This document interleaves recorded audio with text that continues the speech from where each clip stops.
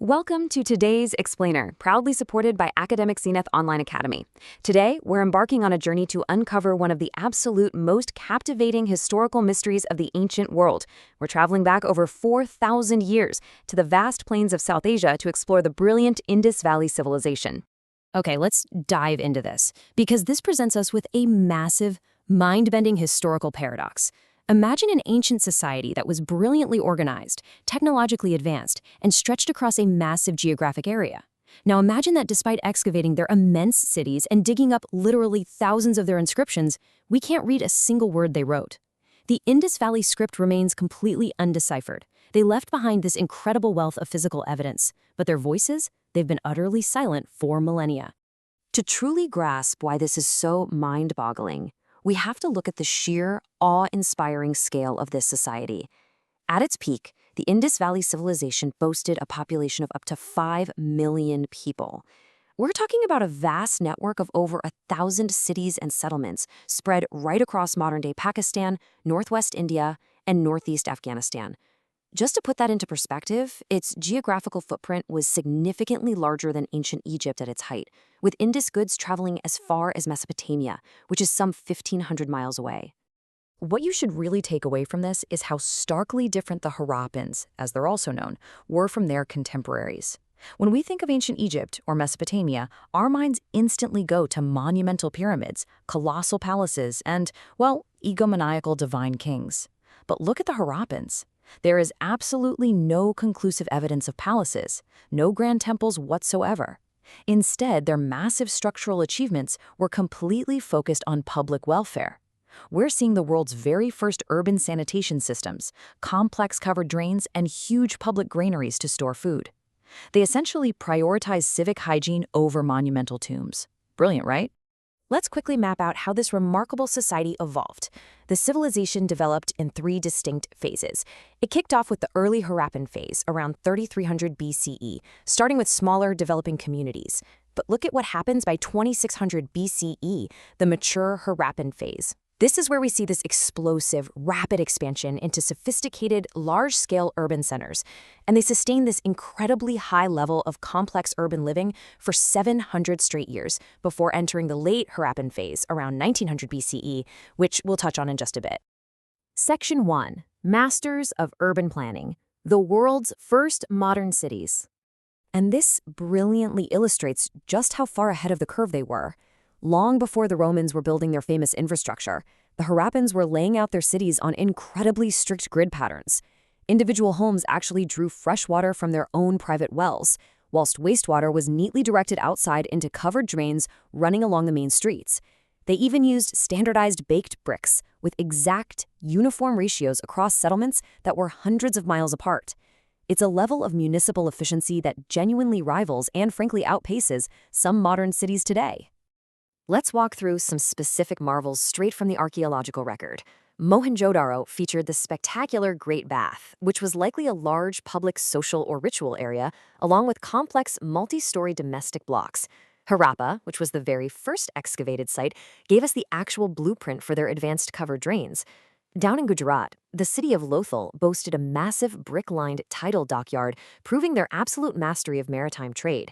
And over at Dolavira, they carved 16 huge rock-cut reservoirs for water management and even left behind a massive 10-character public signboard. Honestly, every single city was a masterclass in civic engineering. Section 2. A society without kings, the enigma of Harappan authority. Which brings us to a fascinating question for you to ponder. How exactly do you run an empire of 5 million people spanning a massive geographic area without a palace, without a king, and without any evidence whatsoever of a standing military? Well, some experts theorize something incredibly radical for the Bronze Age. The archaeological record suggests a society that was essentially egalitarian. Rather than relying on military might or a single despotic ruler, it looks like they functioned through municipal agreement and highly standardized trade. We see no major wealth distinctions in their burials, no evidence of hereditary slavery, and 0 depictions of people in coercive power. It's a tantalizing vision of an ancient urban utopia. But don't mistake a lack of kings for a lack of organization. Their authority was powerful. It was just uniquely faceless. We see this in the extraordinary uniformity of their artifacts. They produced thousands of standardized steatite stamp seals, like the incredibly famous Pashupati seal. They developed precise stone weights that were accurate down to 1.6 millimeters to regulate trade. Just think about that precision. And their art, like the beautifully crafted bronze dancing girl and the soapstone priest king, shows amazing aesthetic sophistication, all pointing to a highly regulated, shared cultural identity. Section 3, the uncrackable Indus script, 4,000 years of silence.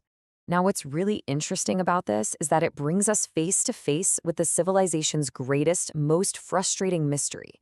Over 100 attempts have been made by brilliant scholars to decode the Indus script, and every single one has hit a brick wall. The immense challenge of cracking this code comes down to a few crucial details. First, we don't have a bilingual Rosetta Stone to translate their symbols into a language we already know. Second, researchers have identified up to 700 distinct signs, which probably symbolize entire words or concepts rather than just phonetic letters.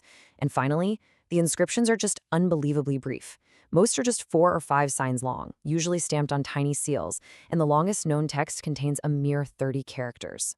But there is a very optimistic note here. Modern technology is now stepping into the ring with this Bronze Age enigma. Researchers, including teams from MIT, have developed AI algorithms informed by patterns in how languages naturally change over time. By using these advanced computational methods, they're attempting to align Indus symbols with known ancient languages, like Proto-Dravidian, to find hidden underlying linguistic structures. Human research is absolutely still imperative, but machine learning might just be the ultimate key to finally translating their silent voices. Section 4. Devolution and Enduring Legacy. The Great Dispersal. Let's move to 1900 BC and see how this builds to their eventual decline. Now, it's vital to understand that this highly organized society didn't just vanish into thin air, nor were they wiped out by some massive, violent invasion, which is what early historians actually used to believe. The archaeological consensus now points clearly to severe environmental shifts. It was essentially a process of devolution. First, shifting monsoons and a changing climate drastically altered their environment. This led to the drying up of critical waterways like the Sarasvati or Ghaggar-Hakra river system, which their agriculture entirely depended upon. Without enough water to support those massive urban populations, the Harappans simply adapted. They dispersed, gradually migrating away from the megacities and peacefully resettling into smaller villages in the Himalayan foothills. Which leaves us with this final, truly profound thought. The massive cities crumbled, but the people? They survived. Genomic studies and continuous cultural practices, everything from agriculture to metallurgy, prove that their descendants' genes and culture live on in modern South Asia today. The Indus Valley civilization never truly died, it just transformed. But as we look at those tiny, beautifully carved seals, we have to wonder, what ancient wisdom, what beliefs, what stories of a 5 million strong egalitarian society are still locked away in their silent script, just waiting for us to finally read them? Thank you so much for joining this explainer, and a quick reminder from our sponsor. Academic Zenith Online Academy has admissions open right now. You can book your free demo class today and avail a 30% discount on any course. And for more such updates and study hacks, be sure to follow us on our social media accounts. See you next time!